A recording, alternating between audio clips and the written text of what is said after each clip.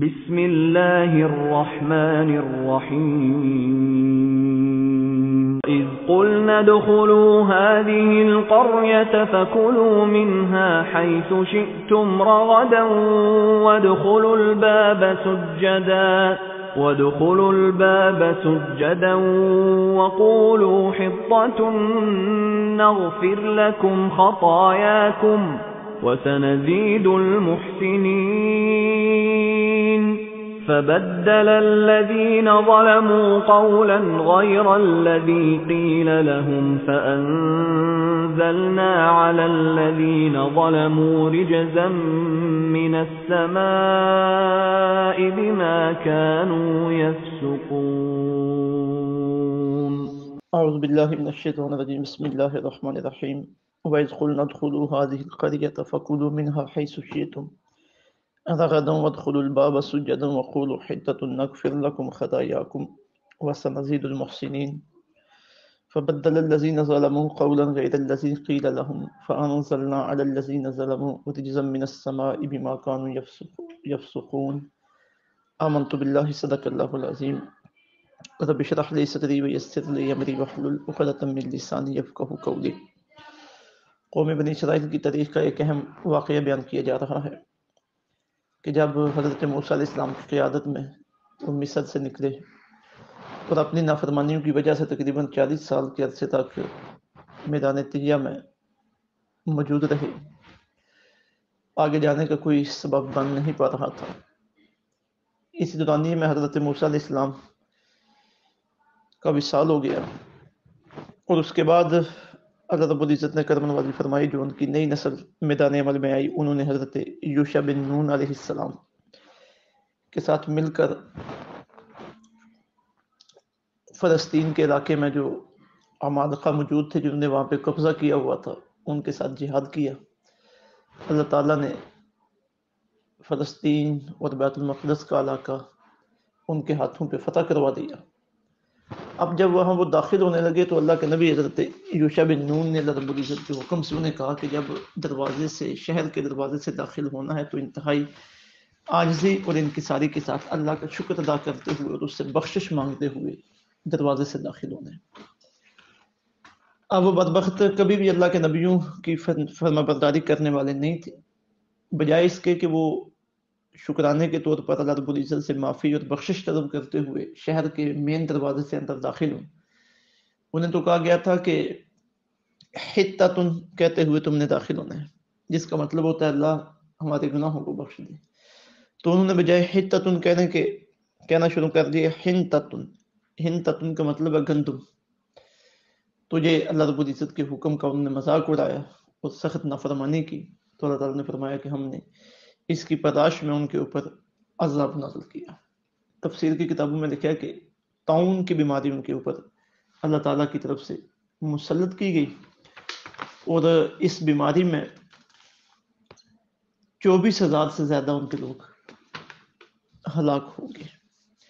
تو ارشاد باری تعالیٰ ہے وائس، اور یاد کرو اس وقت کو قلنا جب ہم نے فرمایا ادخلو تم داخل ہو جاؤ، هذه القرية اس بستی میں، فَكُلُوا مِنْهَا بس تم کھاؤ اس میں سے، حیث شئتم جہاں سے چاہو، رغداً جتنا چاہو، وَادْخُلُوا اور تم داخل ہو جاؤ، الباب اس دروازے میں، سجداً سجدے کرتے ہوئے، وَقُولُوا اور کہتے ہوئے، حِطَّةٌ اللہ ہمیں بخش دے، نغفر لکم ہم بخش دیں گے، خطایاکم تمہاری خطائیں، وَسَنَزِيدُ اور ہم عنقریب زیادہ دیں گے، المحسنین نیکوکاروں کو۔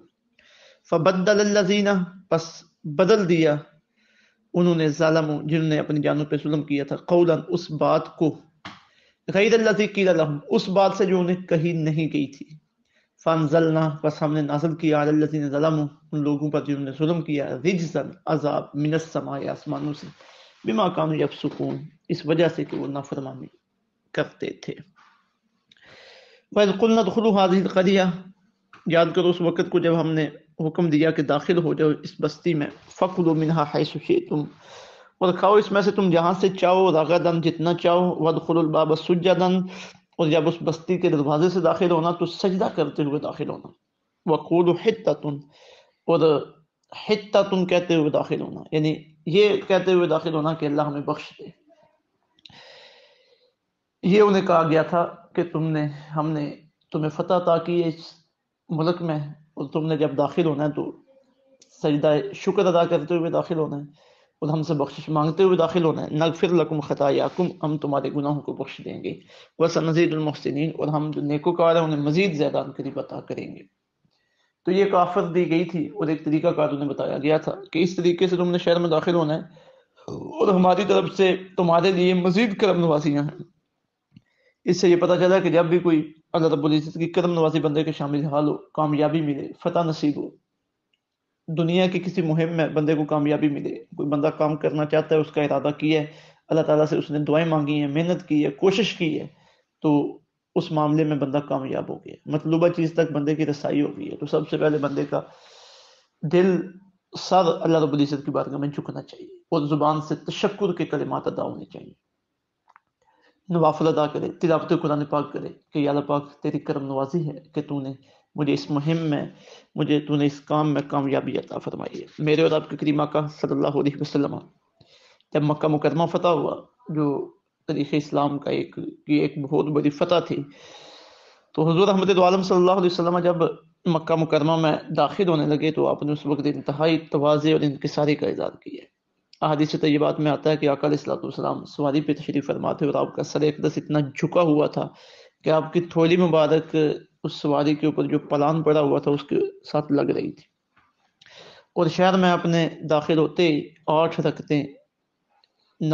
رکعت نماز نفل ادا فرمائے. باقی تاریخ اسلام میں بھی یہی ملتا ہے کہ ہمارے مسلمان فاتحین جب کسی شہر میں داخل ہوئے تو انہوں نے اللہ کا شکر ادا کیا، نوافل ادا کیے. تو ہمارے لیے بھی یہی لایا عمل ہے کہ اللہ رب العزت کا شکر ادا کریں. تو ان بدبختوں نے کیا کہ بجائے اس کے کہ وہ سجدہ کرتے ہوئے داخل ہوں اور یہ کہتے ہوئے داخل ہوں اللہ ہمیں بخش دے، انہوں نے اس بات کو بدل دیا اس بات سے جو انہیں کہی نہیں گئی تھی، اور وہ بات تھی جو تفاسیر کے اندر آئی ہے ہنتتن، اللہ ہمیں گندم دے. تو یہ ایک مذاق تھا اور نافرمانی تھی اللہ رب العزت کے حکم کی، جس کی وجہ سے اللہ نے ان کے اوپر عذاب نازل فرمایا. تو فرمایا فبدل الذین ظلموا قولا غیر الذی قیل لهم، تو بدل دیا ظالموں نے اس بات کو اس بات سے جو انہیں نہیں کی گئی تھی. فانزلنا علی الذین ظلموا، تو پس ہم نے نازل فرمایا ظالموں کے اوپر رجزا عذاب من السماء، آسمانوں سے، بما کانوا یفسقون، اس وجہ سے جو وہ نافرمانی کیا کرتے تھے. تو اللہ رب العزت کی نافرمانی اس دنیا میں بھی بندے کے اوپر تکلیف، پریشانی، مشقت اور عذاب کے نزول کا سبب بن جاتی ہے. یہ ہمارے جتنی بھی پریشانیاں بنتی ہیں ان میں سے اکثر وہ ہوتی ہیں جو ہمارے گناہوں کا وبال ہوتی ہیں. گناہوں کے اثرات ہماری شخصیت کے اوپر بھی ہوتے ہیں، عادات و کردار اور اخلاق کے اوپر بھی ہوتے ہیں، اور یہ گناہ اللہ رب العزت کی طرف سے کوئی پریشانی آنے کا سبب بھی بنتے ہیں. اس لیے گناہوں سے بچنا چاہیے اور جتنا وقت زیادہ ہو سکے نیکیوں میں لگانا چاہیے. اور جو عذاب ان کے اوپر اتارا گیا تھا، تفسیر ابن کثیر اور باقی تفسیر کی کتابوں میں موجود ہے کہ وہ طاعون کی بیماری تھی. اب طاعون کی بیماری جب کسی علاقے میں آ جاتی ہے تو اچھی خاصی وہاں پہ تباہی ہوتی ہے، لوگوں کی ہلاکتیں ہوتی ہیں. تو طاعون ہو یا کوئی بھی وبائی مرض ہو، اس کے متعلق جو احادیث طیبات میں ہماری رہنمائی کی گئی ہے، ایک تو یہ ہے کہ جس علاقے میں طاعون یا اس طرح کی کوئی وبا پھیلے جو جان لیوا ہو، تو جو لوگ وہاں پہ موجود ہیں انہیں پابند کیا گیا کہ وہ وہاں سے باہر نہ نکلیں، وہ اسی علاقے میں موجود رہیں. اور جو دوسرے علاقوں کے لوگ ہیں وہ اس علاقے کے اندر نہ آئیں. اور جس علاقے میں اس طرح کی وبا آئے، بیماری آئے، اب چونکہ مکمل طور پہ اس وبا کو کنٹرول کرنا لوگوں کے بس کے اندر نہیں ہے، یہ اللہ تعالیٰ کی طرف سے آزمائش ہے. تو اس بیماری کی وجہ سے جو لوگ ہلاک ہوں گے، ہماری شریعت نے انہیں شہادت کا درجہ دیا، انہیں شہادت کا ثواب ملے گا.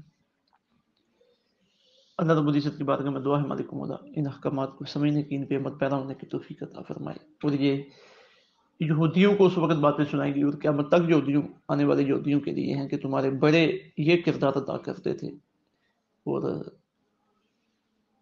اب تم نے فیصلہ کرنا ہے کہ تم نے ان کے نقش قدم پہ چلنا ہے یا میری فرما برداری میں آنا ہے اور میرے محبوب مکرم صلی اللہ علیہ وسلم کی غلامی میں آنا ہے. اور میرے محبوب مکرم صلی اللہ علیہ وسلم کی غلامی میں آنے میں ہی راحت ہے، سکون ہے، دنیا اور آخرت کی کامیابی ہے. وما علینا الا البلاغ